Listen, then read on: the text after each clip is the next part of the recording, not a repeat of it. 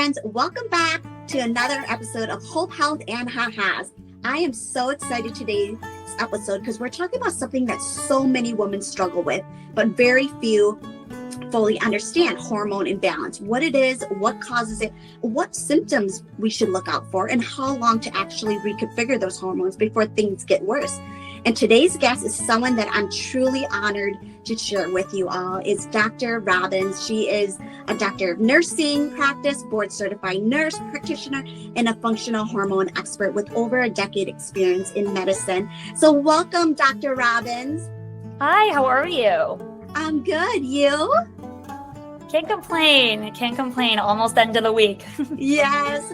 Can you share a little bit about yourself and what led you into the world of functional hormone health? And then what made you passionate about helping women understand their hormones on a deeper level? Yeah, so as you mentioned, I'm a doctor of nursing practice, adult gerontology nurse practitioner. I actually started my career working in the hospital, interestingly treating primarily men, ironically, but I remember being so frustrated with how the system approached healthcare. Everything required a checkbox, and the providers had all the power and decision making. So it was really a patient presented to you. If they met this criteria, they're sick and we need to treat it. And if they didn't, they're normal, go home. We're not going to do anything about it. And I just never felt like it was that black and white. And so, one-sided when it came to clinical decision making. Now, also concurrently, I actually come from a family heavily involved in the femtech space. Even, notably, my sister developed a resource for women experiencing fertility issues because she wasn't getting what she needed from her doctors at the time. And while witnessing that, working in the hospital setting, I just knew that there was more to medicine than what I was currently doing. So while working in the hospital, I got involved in a lifestyle medicine pilot where we would be trialing more lifestyle-related interventions like diet and nutrition, physical activity, stress management, social interconnectedness.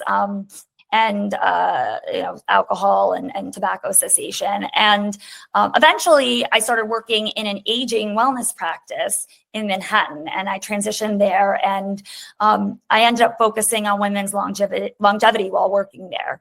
And while working there, I learned a lot. And what I found was that women really were searching for answers about their hormones. Interestingly, when the practice first launched or opened its doors, we were seeing a lot of aging women who were concerned about menopause and perimenopause. And a lot of my care focused more so on menopause therapy and prescriptive therapy. But the demographic really shifted as I worked and as functional medicine became a little bit more well-known, at least in the area. And we really started to see women of all ages because we all need answers, and hormones impact our wellness at really any point in life. And even though we used to conventionally think that it was really only important for menopause, we, of course, know that it's super important in pregnancy and in fertility, and in a lot of other areas of our life as well. Mm-hmm. So that kind of leads into what exactly is hormone imbalance? Yeah. So, first off, I want to be clear that the term hormonal imbalance, it's not a diagnosis by any means. And I know it's a little bit, I've heard it's a little bit of a controversial term, but my approach is not to focus on the diagnosis, but to focus on the solutions. Even though I do want to bring color and clarity to what our bodies are telling us and why we're feeling the way that we're feeling. But I just find that what we think of as traditional diagnoses are, again, there's too much of a checkbox. There's too much gatekeeping when it comes to that. when it comes to at least considering the solution. So, taking a step back though and thinking about hormonal imbalances, think of hormones as tiny chemical messengers that travel through your bloodstream, telling your body how to work things out, like energy levels, mood, metabolism, sleep, even your reproductive system. So it's a lot about communication throughout your body systems. And a hormonal imbalance is what happens when your body has too much or too little of those certain hormones. And that can disrupt normal body functions. Now, in functional medicine in particular, we also sometimes see imbalances manifest in proportions, not just like absolute levels, meaning you may not have an abnormal amount of estrogen or extremely low levels of progesterone, but if you have a little bit too much and too little of each, that can create this imbalance that we see that can impact how you feel. So really, depending on which hormones are out of sync, we can see these imbalances manifest in many ways, not only in what we're feeling right now, but even what we can forecast in the future. Mm-hmm. So like how does somebody know that it is, I don't want to use the imbalance, but how does a woman know that it's off if they didn't take a test? Yeah. So some of these symptoms really are strong indicators that you have a specific type of hormonal imbalance. And I didn't mention this before, but hormonal imbalances, while that's like a little bit of a vague umbrella term, we know that like perimenopause and menopause, that's where we see these, that's an example of where we see these imbalances. Too low of a testosterone, which we oftentimes see with aging. That's something that we sometimes see as an imbalance. And the reason why I like to use the term imbalance versus like the conditions is, again, some of these imbalances are expected with age, but aren't necessarily, I don't want to say not necessarily normal, but like they're going to impact how you feel. So in particular, when it comes to like how you really, some of these scenarios are very much clear cut. Like if you're experiencing hot flashes and night sweats and irregular periods that are new and you're of a certain age, we in theory don't even need a test to know that your hormones are imbalanced. We can clearly know what that is, but there are many hormonal imbalances that start with a suspicion due to symptoms, and then eventually you seek help. Maybe not as soon as I would like, but we have more of a conversation about it and do an appropriate workup and then get more clarity. Mm-hmm.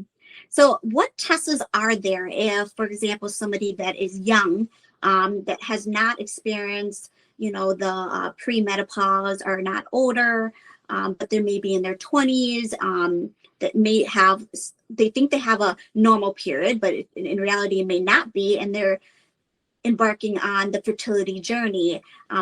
Is there tests out there that could predict or show that they might be in imbalance? Yes, yeah. So there are tons. I prefer to test most hormones by blood. That's what we have the most data on. And depending on what we're concerned about, we might look at this blood work during a certain day in your menstrual cycle, if you have a regular or fairly regular menstrual cycle. So, I know sometimes people will go to their gynecologists and then they, run some tests and they say everything is fine. And then we find out the timing might not have been as optimal when it comes to fully working the whole picture up. So I think, the two things that we want to consider, or I guess three, if you think about it, is, how we're testing, when we're testing, and what we're testing. And I usually sway, at least at minimum, looking at some blood work and getting an understanding and again, considering timing. Urine testing, we can also look at as well. And that can be very interesting for many different reasons. Some hormone tests can look at hormone metabolites, and that gives us insight into how we detoxify hormones or how we metabolize hormones, which sometimes can be relevant depending on the clinical scenario for an individual. Saliva is another way to test for these hormones. I actually prefer saliva testing for cortisol in particular, especially when we're able to do it throughout in a single day to see, what's happening with cortisol throughout an entire day, because cortisol rises and falls, especially in reaction to particular environmental triggers. But the biggest thing I like to emphasize is that I highly recommend taking a test with an overseeing prescriber. There's tons of tests online that you can buy. And while that has made accessibility so much better, the one concern that I encounter is that you're getting this information, sometimes not in the right method. Again, I think it should be very patient specific. Not everybody should be getting their blood work done on a certain day of their cycle. Not everyone should be getting a full hormone panel through saliva. So I think it's important to have the oversight of somebody who's taking care of you and has a good understanding of what's going on before recommending the certain tests to do. Buying tests online sometimes can lead to either misleading results or inaccurate results. You can get a report that gives your results, but you don't really know what to make of it. And then you're just confused and scared and concerned, and that's not helpful either. So I think, the most important thing is speaking with either a functional provider or somebody who focuses on hormones first. That isn't necessarily one size fits all, but I think the important thing to know is that we're out there and there are things that we can test for and look for, depending on what your concerns are from, fertility and beyond. What also causes hormone imbalance in the first place? Is it lifestyle? Is it genetics? Well, there's many different reasons that a hormonal imbalance can occur. Of course, age is a huge one. As we get older, our ovaries start to decide that they're ready to retire. Sometimes that happens earlier for some than others. And so that's where, genetic component comes into it.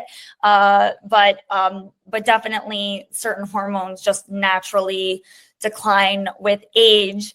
Doesn't mean that we can't do anything about it. But that's one of the leading reasons that we see hormones, at least like estrogen and testosterone, start to decline.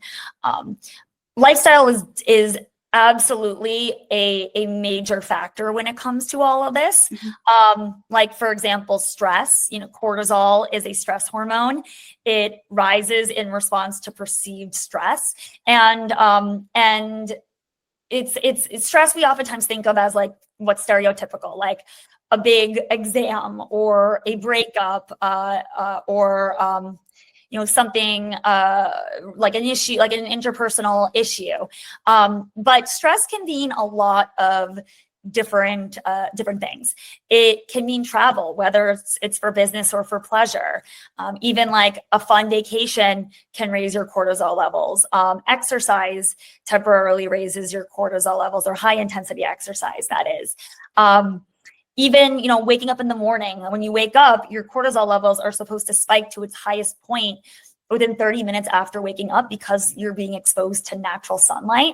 And that lets you know that it's time to be awake, alert, ready to take on the day. And, in primitive terms, you're exposed to the elements. So you're supposed to be awake or alert at that time. But when it is overactivated, and when your signaling to spike cortisol is heightened, or you're easily stressed, or if you're experiencing any of these stressors that aren't necessarily environmental, like you're getting sick all the time, cortisol levels, not only is cortisol hormone on its own that can become imbalanced, but, when it comes to survival and stress, everything else takes a back seat. So then we see what's non-essential for survival: fertility, getting pregnant. Like, we need you to survive first. So that's why, sometimes we see some of these other fertility related hormones get suppressed during those times. So stress can be a component when it comes to hormonal imbalances. And I hate saying that, because then you're just stressed because you're stressed.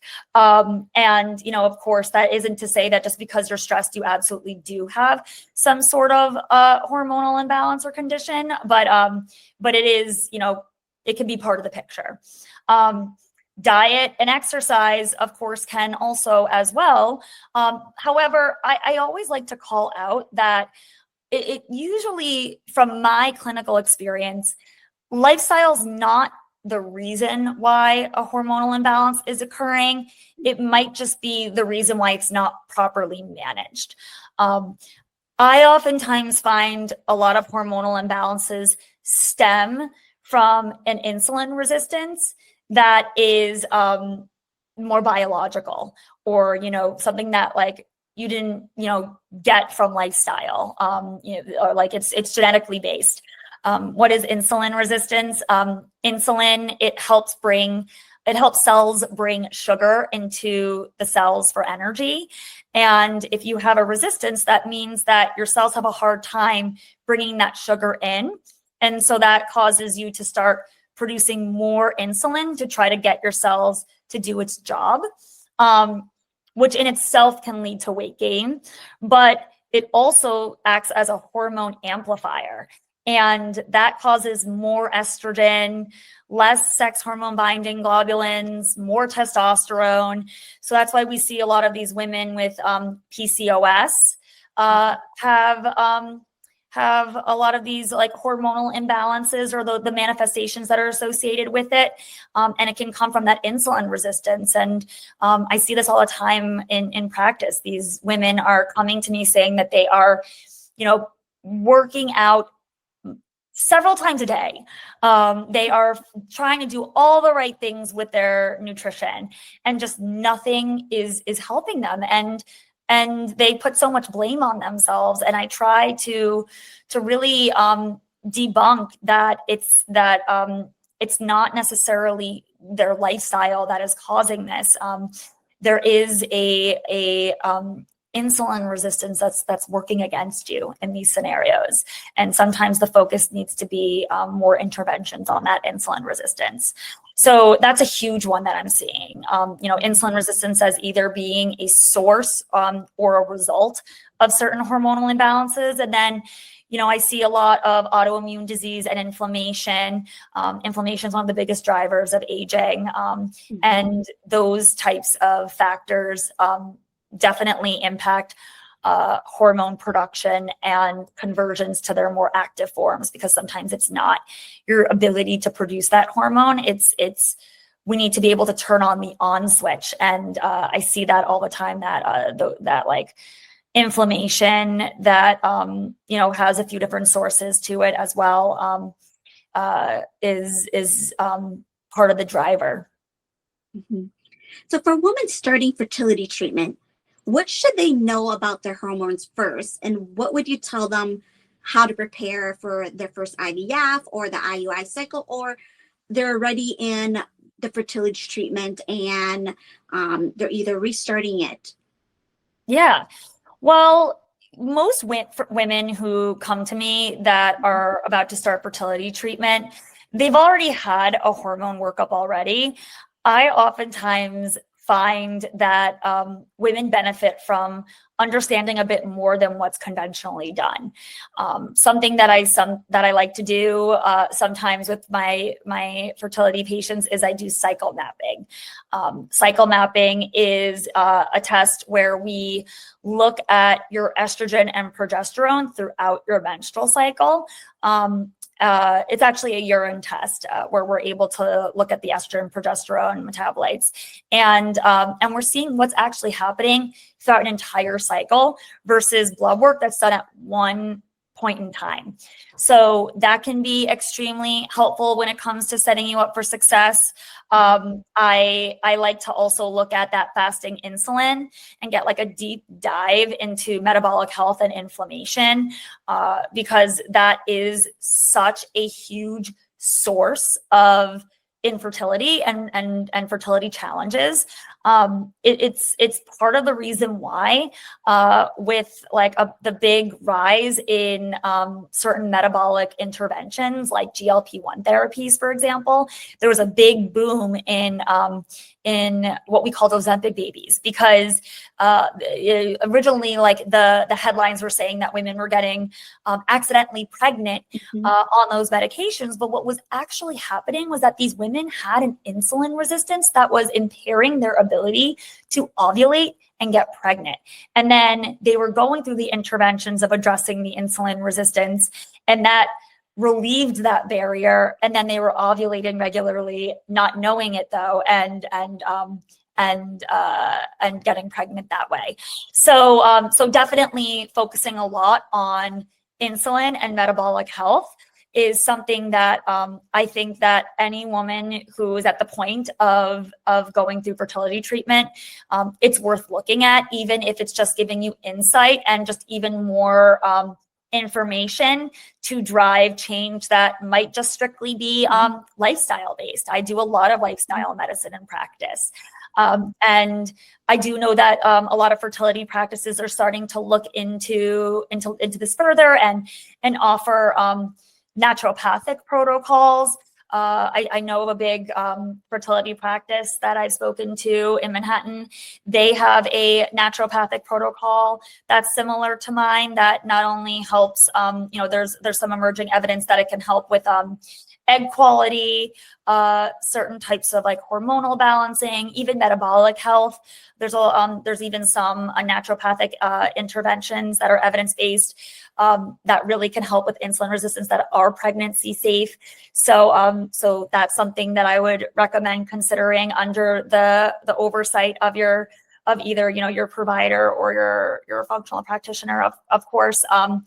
But even even fertility practices are starting to consider some other like newer, more progressive therapies to address fertility, or like the root of potential sources of infertility, like even GLP-1s or even low dose naltrexone, which is a off-label use for inflammation. Though there's a lot of various philosophies on when these might be a good fit for somebody in their fertility journey, or if somebody is a good candidate for it. But I think the my take home from this is that it's okay to try to exhaust options. You should be part of the decision making. There are pregnancy safe practices that can help try to optimize your wellness and set you up for success throughout this journey. But you're not alone. So there's just a lot that can be done. A lot of providers out there that will take a look at things a little bit further than what you might be receiving either through your gynecologist or through your fertility practice. Mm-hmm.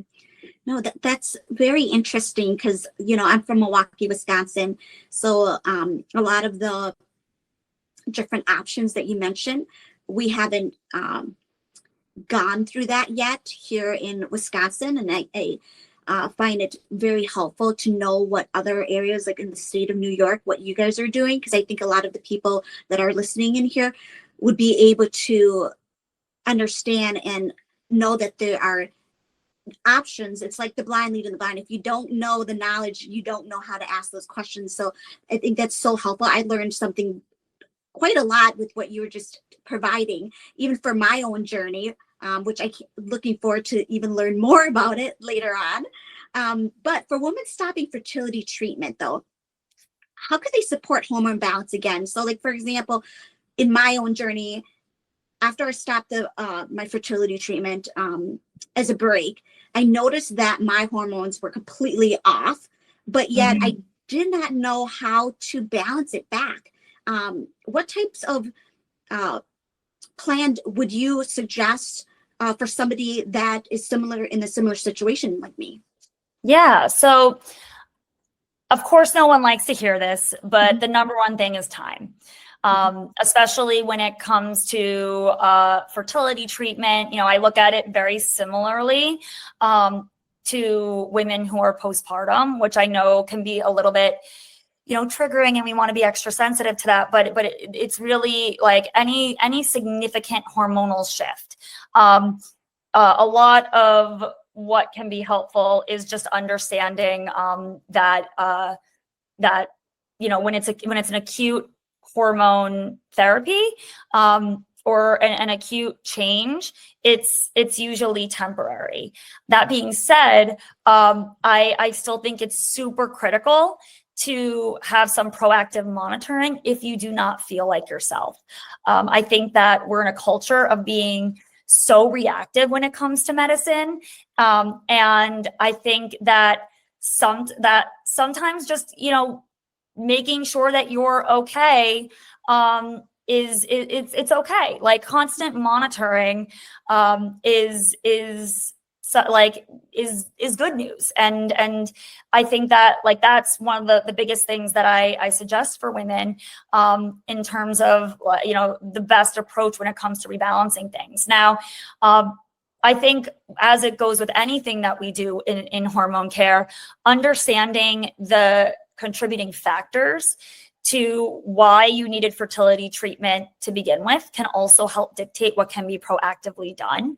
Like if there were any hormonal imbalances that were occurring to begin with, for example, my women with PCOS, it's important, if they're going off of fertility treatment, the best way to set them up for success is to start initiating some of these metabolic therapies that they might not have been able to have before. But it's just very, very patient specific. We want to make sure that it's what makes the most sense. And it just depends on their goals. Are you discontinuing fertility treatment for how long? I think that it's important to respect what the timeline is going to be for the individual.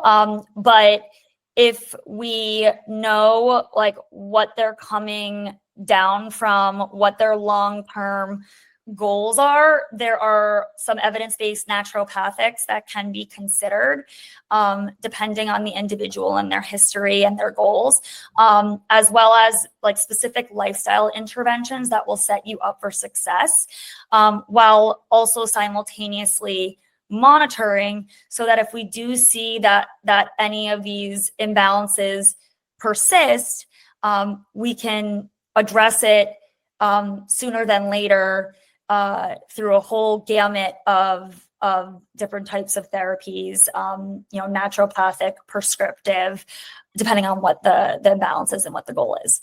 Mm-hmm.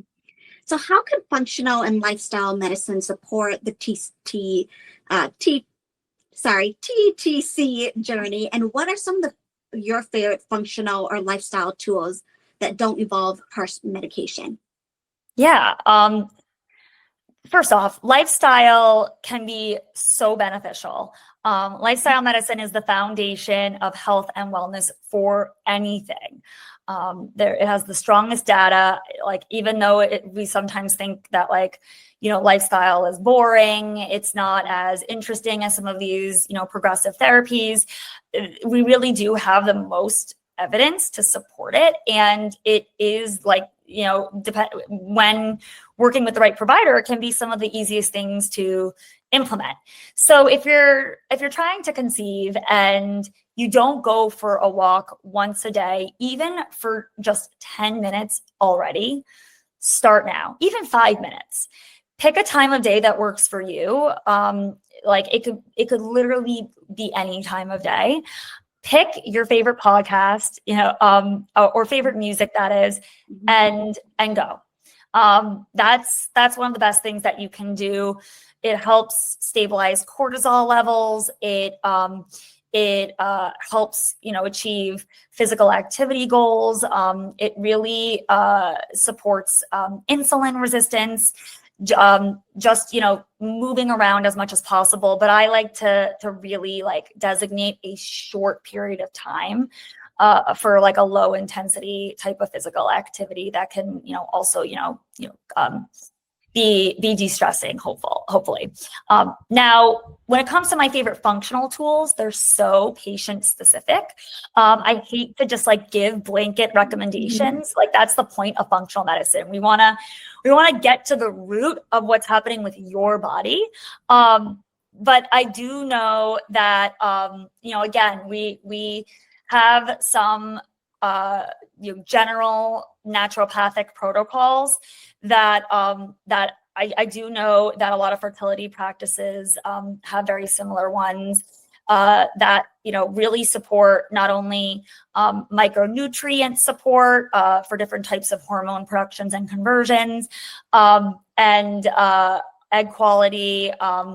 Even things like certain fertility practices even recommend therapies like resveratrol, which is we hear about it a lot because it helps. A lot of people tout it as an anti-aging supplement or therapy, but there is some data to support that it can be helpful during a certain time period prior to transfer. Again, you want to speak to your overseeing providers, see, if these therapies make sense.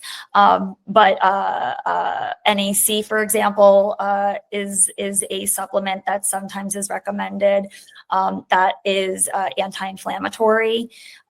So it's really just about, first getting a baseline understanding of what your hormones are doing so that we can, give a little bit of love to anywhere that we're seeing any imbalances, both in the fertility and sexual health related hormones to insulin resistance, which can be a driver for those hormones. And then, from there, we can try to optimize on your fertility journey with a naturopathic protocol if it's aligned with what we're looking at through a medical assessment. Well, thank you so much, Dr. Robbins. This was incredible. Before we wrap up, where can listeners find you, follow you, or learn more about your work? Yeah, so I run a virtual hormone practice called East X West Med, or East by West Med. So my website is www.eastxwestmed.com. We see patients in New York, New Jersey, and Florida, but we are expanding soon. Or you can follow me on Instagram at drrobbins.np. And I try to give as much awareness and education as possible, because just like you said, you don't know what you don't know. And I think that we need to do a better job of inspiring women to ask questions, at least. I think that there is a lot of misinformation out there on social media. And, while I think that, my recommendations are you always want to take information that's out there with a grain of salt. Even mine, I think it's important to have some curiosity in the information that you're being told. But the bigger thing for me is for you to start asking questions and start thinking about your body a little bit differently, and be proactive, and hopefully you get the answers and the help that you're looking for. Thank you again, Dr. Robbins, and to everyone listening, thank you for being here with us today. Until next time, stay hopeful, stay healthy, and keep laughing through healing.